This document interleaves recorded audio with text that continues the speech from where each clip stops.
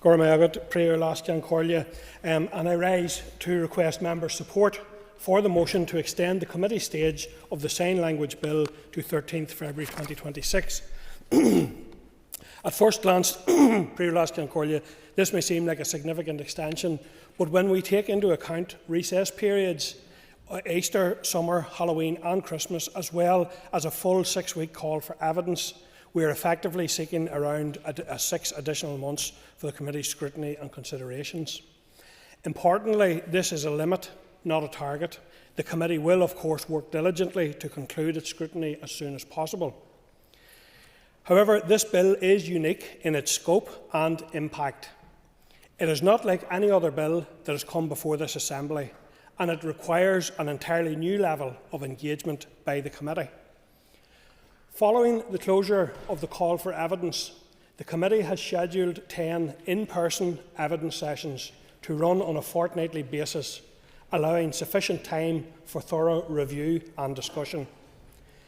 Given the importance of accessibility for the deaf community, these sessions will be interpreted in both sign languages and recorded, then clipped and uploaded to the website within 24 to 48 hours.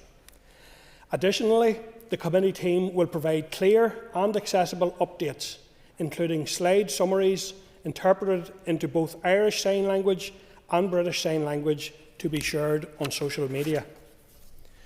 We hope that this will help ensure that the deaf community remains informed and fully involved throughout committee stage.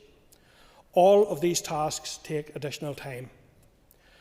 Unlike our usual approach with bills, the committee wants to go beyond the usual consultation process, ensuring that deaf people have the time and resources they need to digest the evidence and provide meaningful input.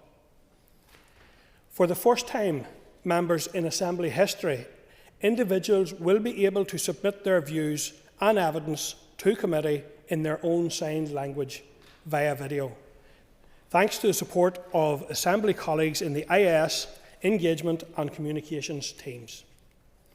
Members of the deaf community can record their views in BSL or ASL and submit them directly to the committee.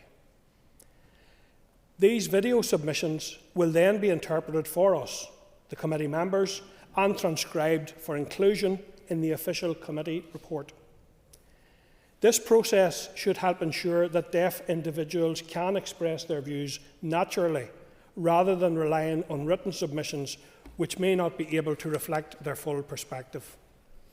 This is a significant milestone, not just for this bill, but for how we ensure true accessibility in democratic processes.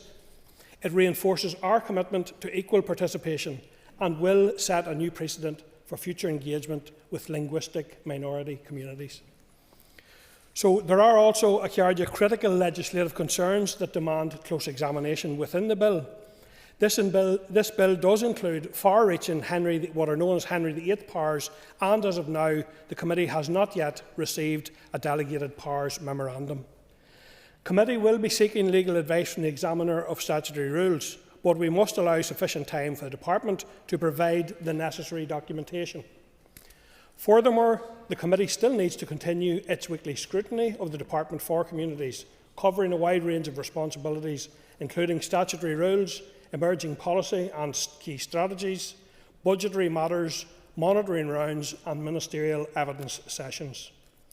Additionally, members, we anticipate that the committee may soon have a further bill for consideration.